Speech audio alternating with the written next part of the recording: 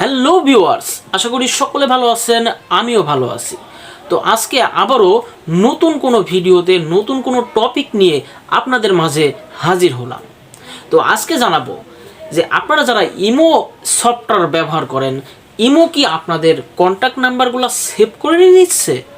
এটা কি আপনার জানা আছে, জানা নাই? অনেক সময় দেখা যায় যে ইমোতে আমি চিনি না জানি না অটোমেটিক জয়েন্ট হয়ে যায়, অটোমেটিক বিভিন্ন নাম্বার থেকে কল আসে, আননোন পারসনের কল আসে। এগুলো থেকে কিভাবে বিরত থাকবেন সেই সিস্টেম কিন্তু আপনাদের আজকে পুরোপুরি দেখিয়ে দিব। এবং আমি যে সিস্টেম দেখাবো, এই সিস্টেমে যদি আপনি ওই সিস্টেমটা বন্ধ করে রাখতে পারেন, আপনার কোনো দিনও আননোন নাম্বার থেকে কল আসবে না ইমোতে। এবং ইমো কিন্তু একটি ভেজাল করছে ভাই এদানিং। ইমো কিন্তু আপনারা অনেকেই জানেন না, যারা ইমো ইউজার, যারা ইমো ব্যবহার করেন, তারা কিন্তু তাদের গোপনে আপনার ওই ইমো থেকে আপনার ডাইরেক্ট কন্ট্যাক্টে যে নাম্বারগুলো আছে ওই নাম্বারগুলো কিন্তু অটোমেটিক তারা সেভ করে নিচ্ছে। আপনার নাম্বারটি পাবলিক হয়ে যাচ্ছে। আপনার যে কন্ট্যাক্ট, আপনার যে নাম্বারটা দিয়ে ইমোটা খোলা আছে ওই নাম্বারটাও পর্যন্ত কন্ট্যাক্ট হয়ে যাচ্ছে। এইটার হাত থেকে কিভাবে রক্ষা পাবেন আমি পুরোপুরি আজকে আপনাদেরকে সিস্টেমটা দেখিয়ে দেব। তো চলুন ভার না বকে দেখে আসি সেই সিস্টেমটা কিভাবে চালু করবেন এবং কিভাবে সেই সিস্টেমটা বন্ধ করবেন। পুরোপুরি মোবাইলের ডিসপ্লে থেকে দেখিয়ে দিব। তো ভিউয়ার্স, আমি মোবাইলের ডিসপ্লেতে চলে এসেছি এখন। তো আপনারা দেখতে পাচ্ছেন যে এখানে আমার যে লোগোটা আছে আমার আইডির, এই লোগোতে আমরা এখন ক্লিক করব। ক্লিক করার পরে একটু নিচেই দেখুন লেখা আছে সিকিউরিটি অ্যান্ড প্রাইভেসি।